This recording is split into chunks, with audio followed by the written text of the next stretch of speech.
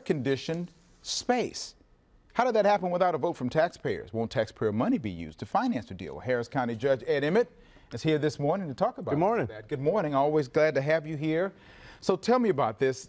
Typically, we've had these votes, we've had these plans, and now, boom, it's just done right at Commissioner's Court. Well, you know, the issue of the dome has been lingering for years. It was time to make a decision. I think Commissioner's Court made a common sense, very logical decision.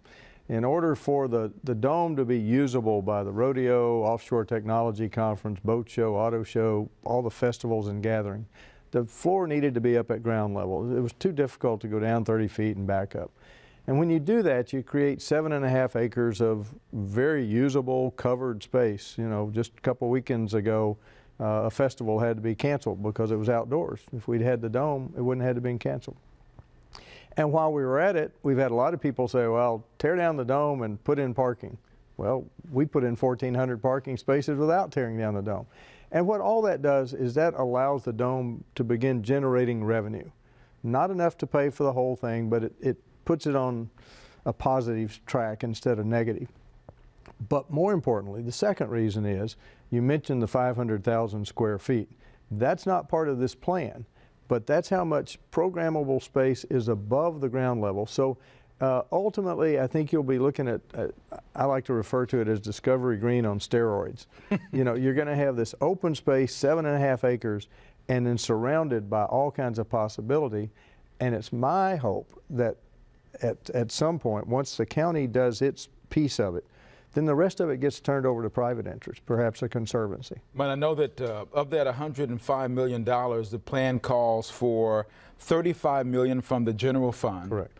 $35 million each from occupancy taxes and parking fees. Right. So now the question is, what are the steps that will be taken from this point on in terms of approval and timetables? Well, it's approved. The engineering is approved. The first thing you have to do is engineer it. Once the engineers come back within 12 months after they're selected, then they'll present the plan. Commissioner's Court will then authorize the spending of the rest of it. But at that point, it's pretty much well down the path and going. So I think it's pretty much a done deal. And it's important to note that none of that financing even considers the rental of the space or the parking underneath. That all that revenue, we're committed to paying back the general revenue fund with that revenue as it comes in. So the general revenue fund, typically, that's based upon taxes. That's property taxes. So because there was taxes involved in any way, shape, or form, is it just the fact that commissioners, you vote on things all the time that involve taxes? Sure. And it's just a matter of you making a decision. If somebody's upset about that, they can take it up with you at the poll. Oh, and they will, and I've gotten emails pro and con. But we maintain buildings that belong to the county all the time. The administration building, we're refurbishing, the 1910 courthouse, the other courthouses, the annexes. This is just another building that belongs to the county that's paid for. And the only reason you go for a bond vote is if the amount you're seeking would require a tax increase, and we don't need that. At this point now, this has been a long evolution. You look so much younger when this whole thing started. Thank you. Yes, I didn't have much gray hair. Now going forward, though, you still have a commission, the Historic Landmark Commission, whatever the name of that is. Right, the Texas Historical Commission. Right. And because there's a pending designation as an antiquities landmark on the dome, then we have to get their permission, and we will be meeting with them throughout this whole process, making sure they approve raising the floor, which I think they will. That's not a big issue. Once we get into the upper reaches, there are going to be some requirements placed on us, and that'll be a little bit of negotiating back and forth. But once we can do this main piece, at that point, the dome's on a positive track. And that main piece pretty much is going to be done by what timetable are we talking? You know, my guess is you could do it in 2 years after the engineering's complete, so maybe 3 years. Mm-hmm.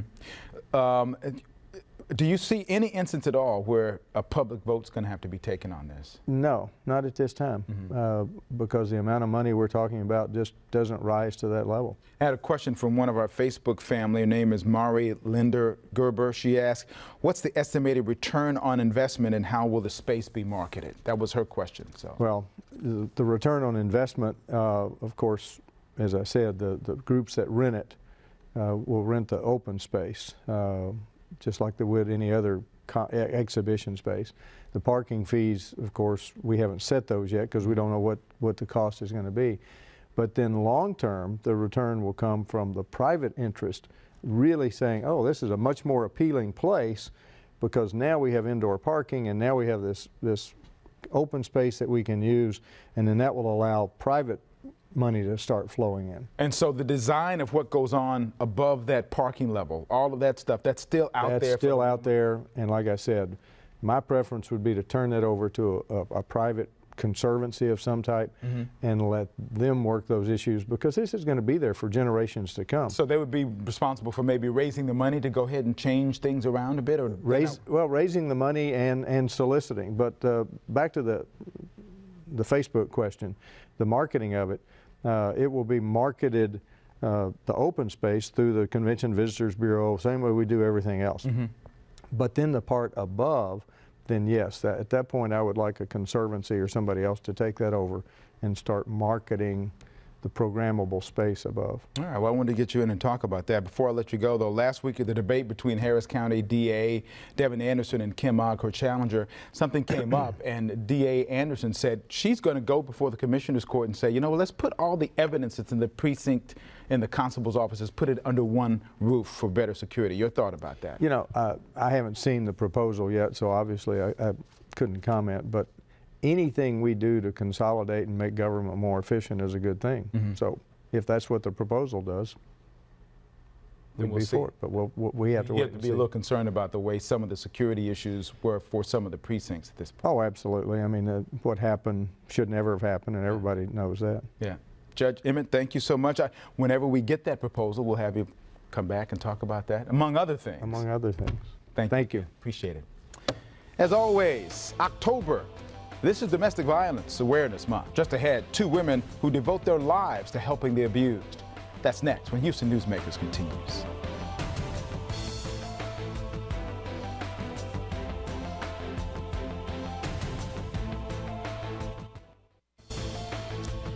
October is Domestic Violence Awareness Month, and that means time to focus on some of the very real issues affecting our community as a result of the thousands impacted by domestic violence.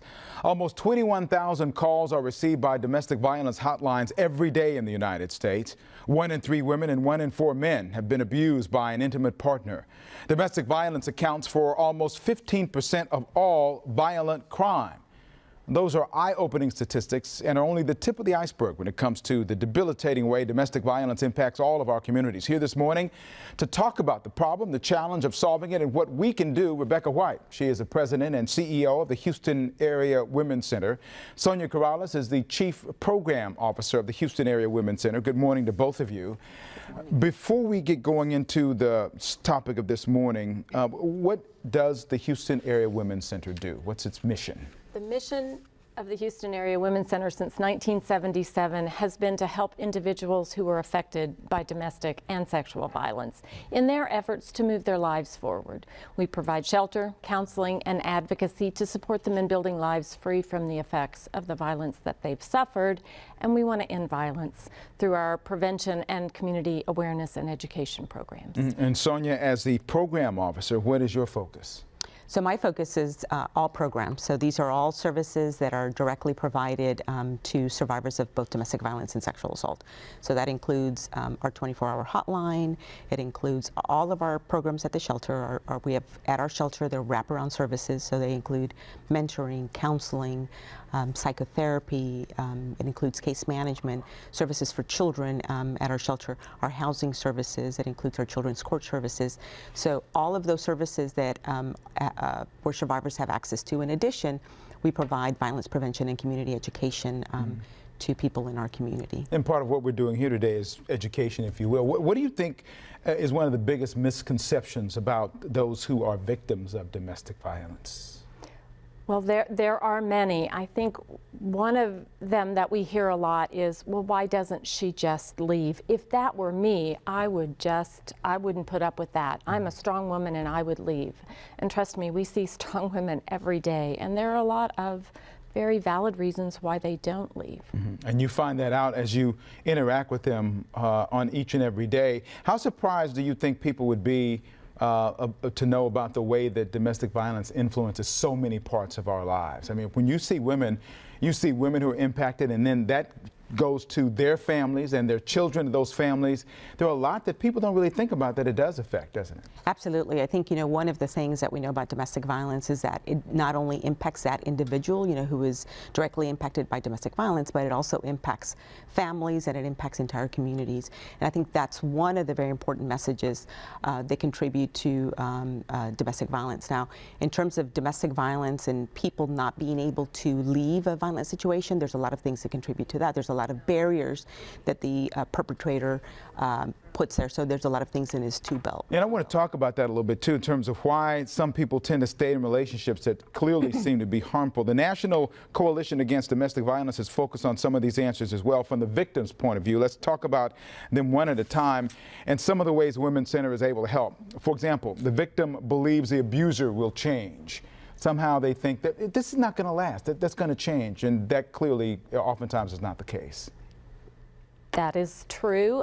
They love their partner, their husband, their boyfriend, and they don't love that behavior, but they do love that individual. And there is a cycle to this, so that there may be an instance of abuse, and then there is that cooling off and that I'm so sorry, it'll never happen again, and you want to believe that. Right. So it's very understandable. There is also very real fear.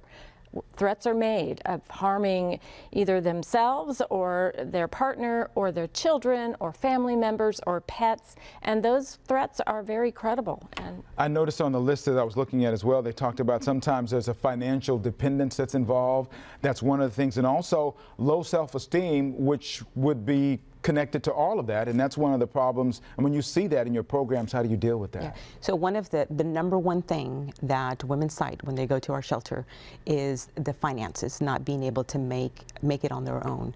And so that's a real fear for a lot of survivors. The other thing is that leaving is the most dangerous time in a domestic violence situation. And so safety planning and lethality assessments, those are all very important. When somebody calls us, that's one of the very first things that we talk about is safety planning, lethality assessment. In terms of the financial stability, when they make it to our shelter or even to our non-residential program, we talk about ways for them to reach economic independence. So it could be through our career development program. So it's setting goals around finances, which it could mean finding a job or going back to school, and preparing them so that they don't have to go back to a situation because of finances. And I notice as well that sometimes the people are just too embarrassed to talk about their circumstance, and that may be one of the reasons why they stay in it. They don't want people to know all around them that they're being abused in their own environment. Yes, that is true, and in other circumstances, they have been isolated from friends and family members. The abuser has intentionally isolated them. And the verbal abuse that goes with that, it's not just low self-esteem. It's not that survivors of abuse come into the relationship with low self-esteem and that's why it happens.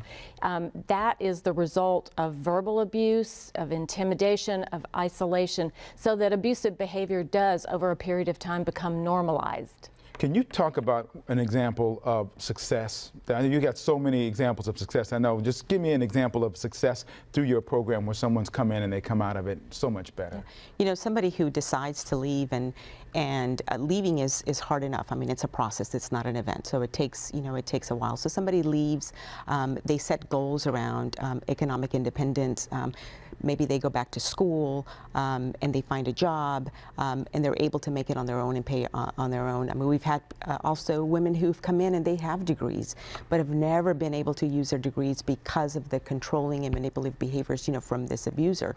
And so they leave, they have no idea how to use this. So in our shelter, we've helped women be able to connect back to the skills that they have and be able to use their degree and have been economically independent and have been away from their abusers. But of course, safety planning and lethality assessment is still critical in those situations because we know that after somebody leaves a violent situation that there could be stalking that occurs. What do you want the most people to get out of this October, which is Domestic Violence Awareness Month? What would you hope people would get out of this?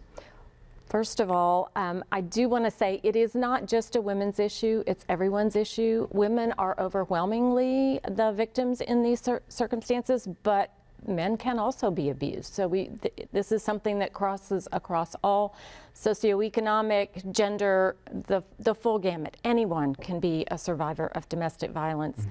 What we want survivors to know is that they are not alone, that it's not their fault, and that resources and help is available. And I want them to be able to look at the best way to get a great deal of information about the Houston Area Women's Center is a website, which is really good. It's the Houston area, it's really easy to remember too, hawc.org. There are a couple of hotlines. One of them is for domestic, that's 713-528-2121. The other is for sexual assault, that's 713-528-7273. And I realize that while it's maybe too fast, maybe sometimes to get these numbers, that's why I've left them up here to write these numbers down. So you can also go to the website itself and get all the information you need. This is a reminder, very important information on my NewsMakers page as well on click2houston.com or on the HAWC website. Thank you so much for coming in. Thank you for all you do, by the way. It is a great service, and so many women and men can thank you for what you do. Thank you again. Just ahead, we've got reaction from last week's segment and on a big event that happened last week that you may have missed. Fireworks from last week's debate between District Attorney Devin Anderson and challenger Kim Ogg. That's next when Houston NewsMakers continues.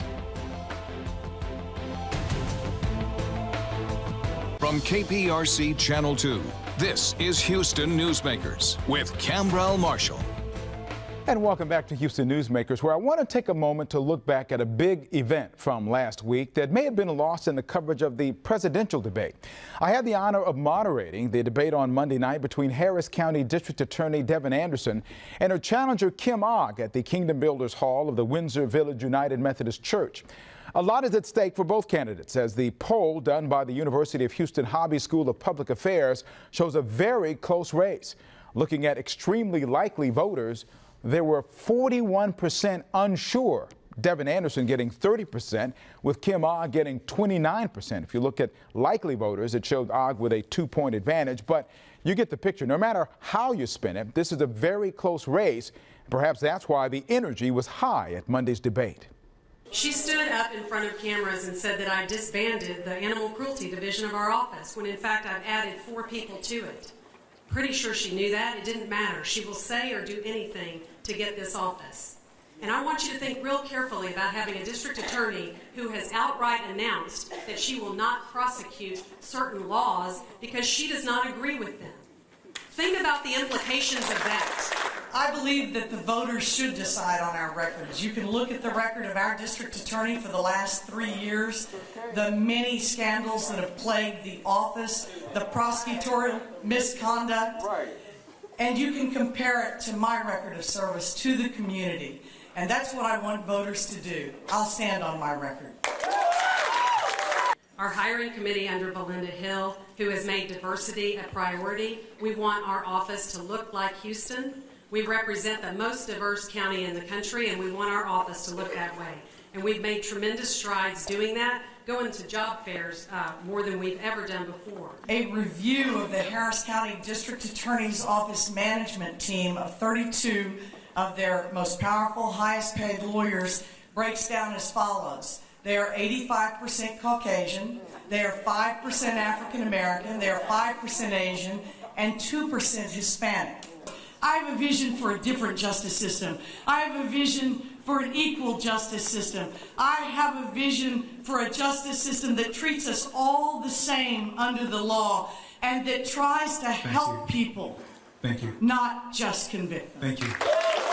For 22 years, she has not been a prosecutor. She has the mindset of a defense attorney and of a politician. You can hear it in every word that she says. She's playing people like a fiddle. She's saying exactly what they want to hear. She can't do half of what she says she's going to do. Well, among the back and forth that night was the news from DA Anderson that in light of the problems with evidence missing from constables' offices, that she plans to talk to Harris County Commissioner's Court about developing a central property room for all of the constables. A lot to think about and many decisions to be made among you, the voters. If you have not yet registered, You have until Tuesday, October 11th to register in order to be eligible to vote on November 8th. The early voting dates to remember: it starts on Monday, October 24th, runs for 2 weeks until Friday, November 4th. Final thoughts about next week and the loss of a fighter.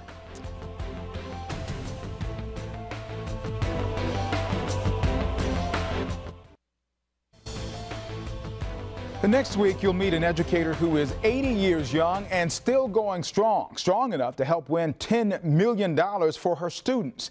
She's quite special and someone you won't soon forget.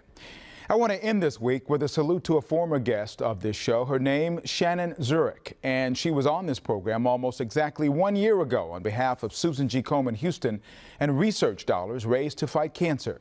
She came on to talk about the challenge of battling stage 4 metastatic breast cancer. Shannon was one of the estimated 155,000 people living with this disease.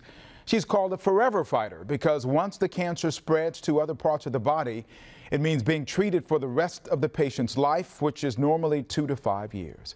Shannon was first diagnosed with breast cancer in 2010 and metastasized in 2013.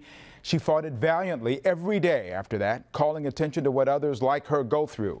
Shannon lost her battle last Saturday at the age of 43, leaving behind her husband Greg, daughters Darby and Zoe, and her mother. Our thoughts and prayers are with her family during this difficult time. Thank you for joining me this week. I'll see you back here again next week.